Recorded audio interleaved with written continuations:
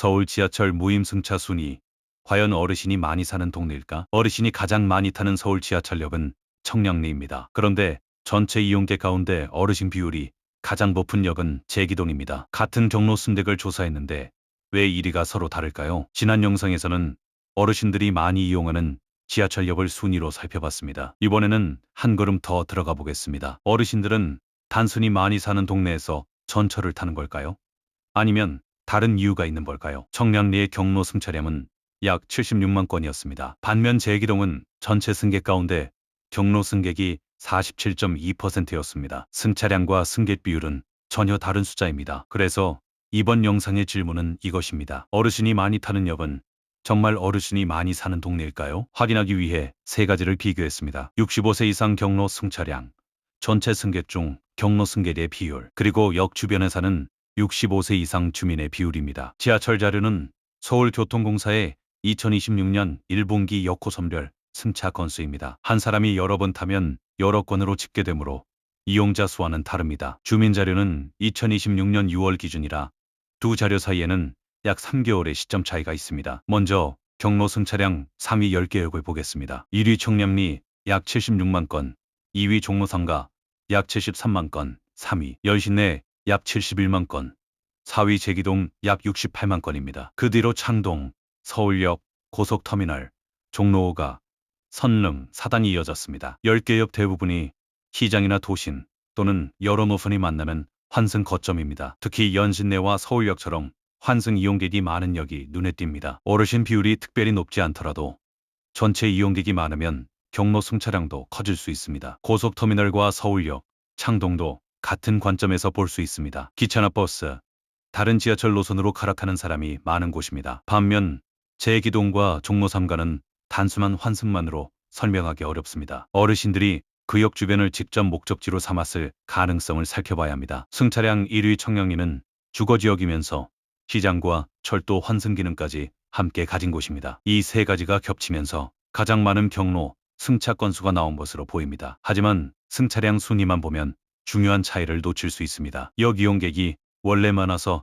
경로 승객도 많은 것인지, 이용객 중 어르신이 유난히 많은 것인지 구분해야 합니다. 그래서 이번에는 전체 승객 100명 가운데 65세 이상 경로 승객이 몇 명인지 그 비율을 보겠습니다. 비율 1위는 제기동 47.2%, 2위 동묘앞 42%입니다. 청량리와 모라는 35.9%, 종로 3가는 32.4%였습니다. 월드컵 경기장 31%, 불광 30.5%, 하남시청 30.4%, 종로 5가 29.5%, 길동 29.1%가 뒤를 이었습니다. 서울교통공사 전체 평균은 약 15.1%입니다. 제기동은 평균의 3배가 넘고 동묘앞도 거의 3배에 가깝습니다. 이 정도 차이는 단순히 우연이라고 보기 어렵습니다. 동묘앞은 승차량 10개 역에는 없지만 비율로는 2위입니다. 전체 승객 규모보다 어르신이 차지하는 비중이 특별히 높은 역이라는 뜻입니다. 제기동에서는 승객 2명 가운데 거의 1명이 경로 승객입니다. 그렇다면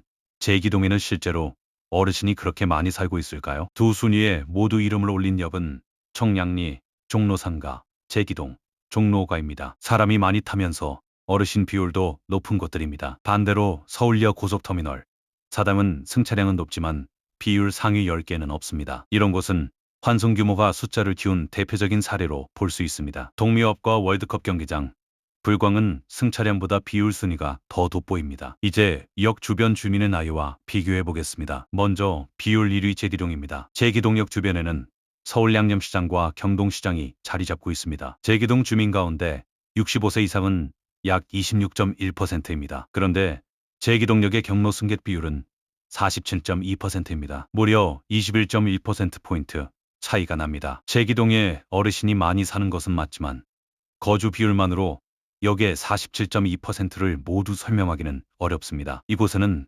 농산물과 식재료를 사는 경동시장뿐 아니라 건강과 관련된 물건을 찾는 어르신들의 발길이 이어집니다. 양령시장에는 한약재와 건강식품 상점, 한의원들이 밀집해 있습니다. 지하철 자료에는 방문 목적이 기록되지 않지만 주민 비율보다 훨씬 높은 승객 비율은 외부 방문이 많다는 강한 단서가 됩니다. 이번에는 승차량 1위 청량리입니다. 청량리는 제기동과 결과가 조금 다릅니다. 청량리동 주민의 65세 이상 비율은 약 32.6%이고 청량리역의 경로 승객 비율은 35.9%입니다. 차이는 3.3%포인트에 불과합니다. 청량리는 실제로 어르신이 많이 사는 동네의 영향이 크게 나타난 역입니다. 여기에 청량리 시장과 경동시장 생활권이 더해집니다. 또한 지하철 1호선과 경의중앙선, 경춘선, 수인분당선, 일반 열차와 버스가 연결됩니다. 청량리는 주거, 시장, 환승이 모두 겹친 복합형 역입니다. 장을 본 뒤 전철을 타고 집으로 돌아가고 기차를 타기 위해